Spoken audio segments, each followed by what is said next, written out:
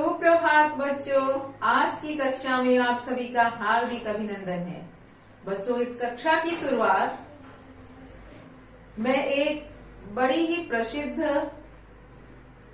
पंक्ति के साथ करती हूँ। जो भरा नहीं है भावों से, बहती जिसमें रसधार नहीं, वह हृदय नहीं वह पत्थर है, जिसमें स्वदेश का प्यार नहीं। बच्चों, हमारा प्रत्येक जीवन का जो क्षण है हमारे देश को समर्पित होना चाहिए। आप सभी देश के भावी कर्णधार हैं, देश के भविष्य हैं, तो आपके हृदय में सदैव यह भावना भरी होनी चाहिए कि प्रतिदिन आप अपने देश, समाज, उनके हित के बारे में सोचें। और उस हित को सोचने के लिए आपको अपनी पढ़ाई को भी सही ढंग से करना होगा, क्योंकि आपकी पढ़ाई आपके उज्जवल भविष्य को निर्माण करेगी। तो बच्चों, हमने पिछली कक्षा में शब्द परिचय पढ़ा कि शब्द किसे कहते हैं, अर्थ के आधार पर शब्द के कितने भेद होते हैं, रचना के आधार पर शब्द के कितने भेद हैं, और आज की कक्षा में हम पढ़ेंगे उत्पत्ति के आधार पर शब्द भेद। उत्पत्ति अर्थात शब्द का जन्म कहाँ से हुआ। हम जो भी शब्द बोलते हैं उसमें देशज शब्द है। देशज मतलब जो हमारे देश में के उत्पन्न शब्द हैं, जो हमारी बोलियों में शामिल होते हैं। विदेशज शब्द अंग्रेजी के, उर्दू के, फारसी के, कुछ शुद्ध संस्कृत के शब्द बोलते हैं। तो इसी तरह से हमारी भाषा जो है, हिंदी भाषा, कई सारे शब्दों का, देशज विदेशज शब्द का मिश्रित रूप है। तो ये जो शब्द है, हमारी भाषा का प्रत्येक शब्द किस देश से आया है या किस भाषा से वह बना है, उसके बारे में आज की कक्षा में हम पढ़ेंगे। आपने कक्षा 6वीं में धान का महत्व पाठ पढ़ा है। तो धान के महत्व पाठ में आपने पढ़ा ना कि धान जो शब्द है, राइस जो शब्द बना, वह किस देश से और कैसे दूसरे दूसरे देशों में जाते जाते उसका उच्चारण बदल गया।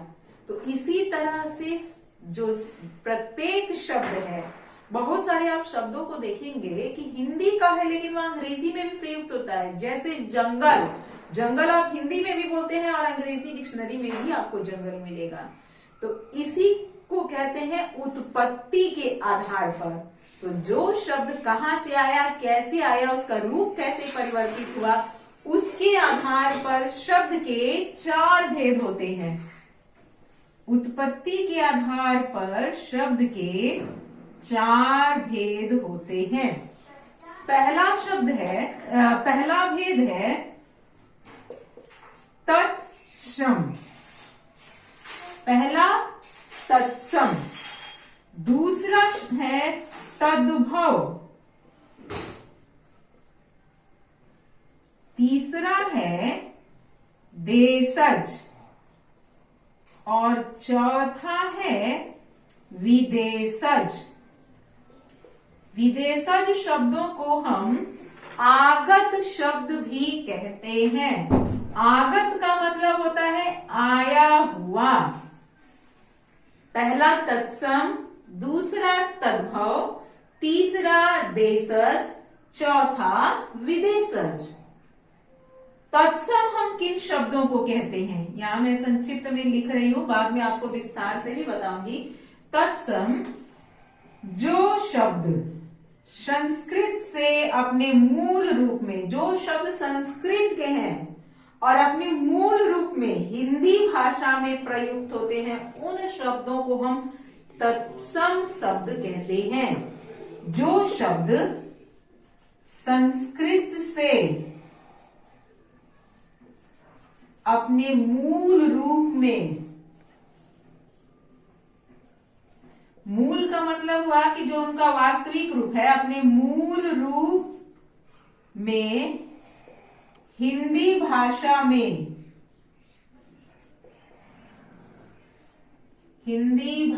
में प्रयोग में लाए गए हैं, हिंदी भाषा में प्रयोग में लाए जाते हैं।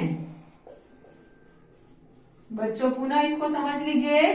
तत्सम संस्कृत भाषा के जो शब्द हैं, जो अपने मूल रूप में हिंदी भाषा में प्रयोग में लाए जाते हैं, उन्हें हम तत्सम शब्द कहते हैं। उदाहरण, यहां पर मैं इनको मिटा देती हूं। उदाहरण, अग्नि। उदाहरण, अग्नि। अग्नि प्रज्वलित करें, हम कहते हैं ना, अग्नि प्रज्वलित करें। हिंदी में हम प्रयोग कर रहे हैं, लेकिन उसके मूल रूप को, ऐसे शब्दों को हम तत्सम शब्द कहते हैं। जल, भगवान को जल अर्पण करें। बच्चों ध्यान दीजिएगा कि हम पानी का भी प्रयोग करते हैं और जल का भी। दोनों में संस्कृत का कौन सा रूप है? जल। ठीक है, तब आपको समझ में आ जाएगा कि जो शब्द संस्कृत में अपनी मूल रूप में, मतलब जो उनका रूप है उसी रूप में ज्यों के त्यों हिंदी भाषा में प्रयुक्त हुए हैं, उन शब्दों को हम तत्सम शब्द कहते हैं। जो संस्कृत से हिंदी में आ गए, अग्नि, जल, पर्ण, कुकुर। हम कुकुर किसको कहते हैं? कुत्ते को। हिंदी में, या दूसरी भाषा से आ गया और हिंदी में उसको क्या कहा जाता है? कुकुर। तो ऐसे और भी कई उदाहरण हैं। अक्षी, अक्षी किसको बोलते हैं? आंख को। तो यह भी संस्कृत का शब्द है, लेकिन हिंदी में भी प्रयुक्त होता है।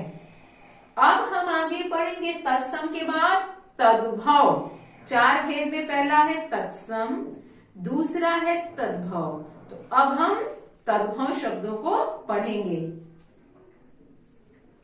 तद्भव, पहले हमने पढ़ा तत्सम, जो संस्कृत के शब्द अपने मूल रूप में हिंदी भाषा में प्रयोग में लाए जाते हैं, उन्हें हम तत्सम कहते हैं। तद्भव, संस्कृत भाषा के जो शब्द अपने परिवर्तित रूप में, तत्सम में है कि मूल रूप में, अग्नि, अक्षी, पर्ण, जल, जो उसका संस्कृत में रूप है वही हिंदी में है, लेकिन तद्भव में क्या है कि वही शब्द अपने परिवर्तित रूप में, मूल रूप में भी प्रयुक्त हुआ और परिवर्तित रूप में। तो जो परिवर्तित रूप में या बदले हुए रूप में हिंदी भाषा में प्रयोग में लाए जाते हैं, उन्हें हम तद्भव शब्द कहते हैं। ध्यान रखिएगा, तत्सम में अपने मूल रूप में और तद्भव में संस्कृत भाषा के जो शब्द अपने बदले हुए रूप में, अपने परिवर्तित रूप में प्रयोग में लाए जाते हैं, उन्हें हम तद्भव शब्द कहते हैं। उदाहरण, अब जैसे मैंने आपको अग्नि बताया, उसी का मैं उदाहरण दे रही हूं। अग्नि का जो परिवर्तित रूप क्या है? वह आग है। अग्नि से बना आग, और अक्षी से बना आंख, और क्षेत्र, आप अपने क्षेत्र में खेती बाड़ी करें, आप अपने खेत में खेती बाड़ी करें, तो क्षेत्र से बन गया खेत। बच्चों ये ध्यान देना है तत्सम तद्भव में कि जो संस्कृत भाषा का शब्द है उसी का, सभी का नहीं, बहुत सारे ऐसे शब्द हैं जो अपने मूल रूप में भी प्रयोग में लाए जाते हैं और अपने परिवर्तित रूप में भी। सारे शब्द नहीं, लेकिन बहुत सारे ऐसे शब्द हैं। जैसे अग्नि का आग बन गया, अक्षी से आंख बन गया, हस्त से हाथ बन गया, हस्तलेख, मैं कहती हूं ना हस्तलेख सुधारे, मतलब हाथ, हस्त से बना हाथ। उसी तरह से क्षेत्र, क्षेत्र से बना खेत, हरिद्रा हल्दी, चूर्ण चूरन, स्वर्ण सोना। आप खुद देखिए कि दोनों उच्चारण में कितनी समानता है और उसको आसान कर दिया गया। एक थोड़ा सा उच्चारण करने में एक कठिन है, एक उससे थोड़ा आसान हो गया। तो इस तरह से शब्द बदलता गया और दोनों ही अपनी जगह पर सही है। दुग्ध दूध, घृत घी। तो ऐसे शब्दों को जो अपने बदले हुए रूप में हिंदी भाषा में प्रयोग में लाए जाते हैं, उन्हें हम तद्भव शब्द कहते हैं। पुनः मैं आप लोगों को समझा दे रही हूं, तत्सम तद्भव संस्कृत भाषा के जो शब्द अपने मूल रूप में हिंदी भाषा में प्रयोग में लाए जाते हैं उन्हें हम तत्सम शब्द कहते हैं। जैसे अग्नि, जैसे हरिद्रा, अक्षी, पर्ण, चूर्ण, स्वर्ण। तद्भव जो शब्द अपने परिवर्तित या बदले हुए रूप में हिंदी भाषा में प्रयोग में लाए जाते हैं उन्हें हम तद्भव शब्द कहते हैं। जैसे अग्नि का आग, हरिद्रा से हल्दी, दुग्ध से दूध, घृत से घी, अक्षी से हाथ, हस्त से हाथ। तो समझ में आ गया बच्चों। अब मैं आपको बताऊंगी देशज शब्दों के बारे में। देशज जो शब्द मूल रूप से बोलचाल या देश की अन्य भाषाओं से गृहीत हुए हैं। देशज जो बोलचाल की भाषाओं से हमारी भाषा में और साहित्य में प्रयुक्त होने लगे हैं या जिनका हम बोलचाल में प्रयोग करते हैं, ऐसे शब्दों को हम देशज शब्द कहते हैं। मैंने आप लोगों को बताया भी था ना, जौ का मतलब जन्म।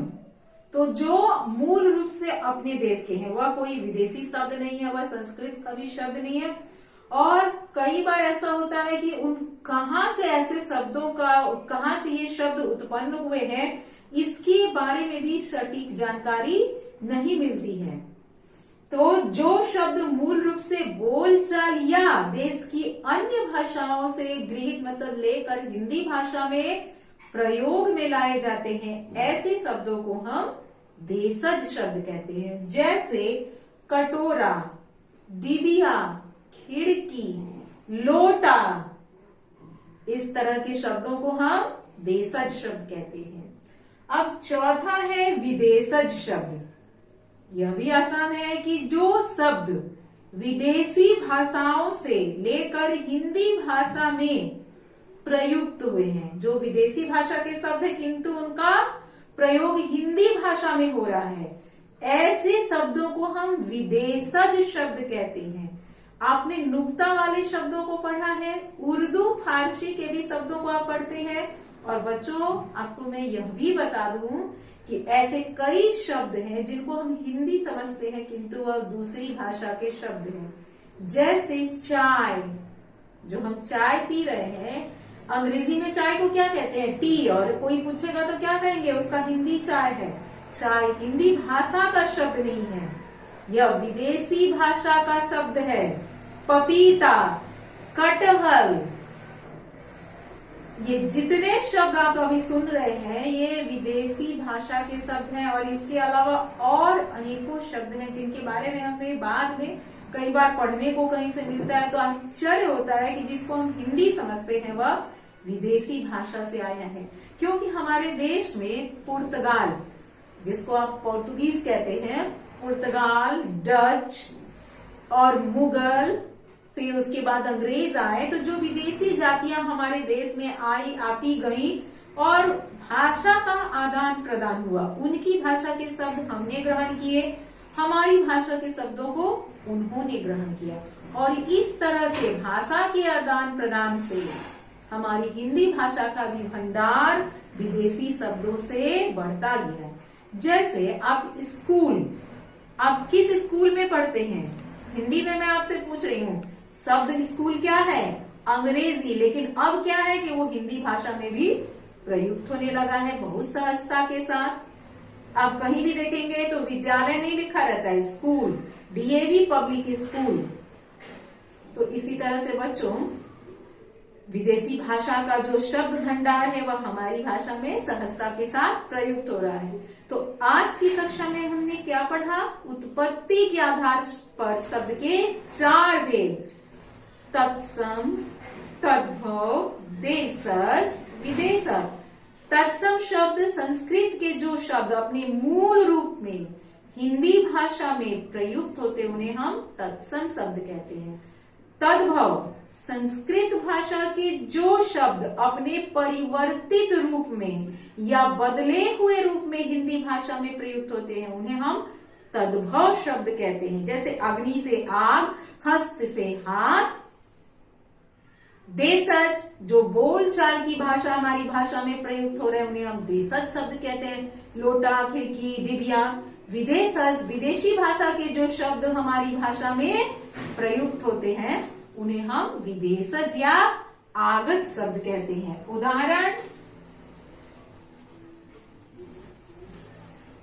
पपीता, चाय, और मैं नुक्ता का भी एक शब्द लिख देती हूं, तेज। तेज रफ्तार में चलो।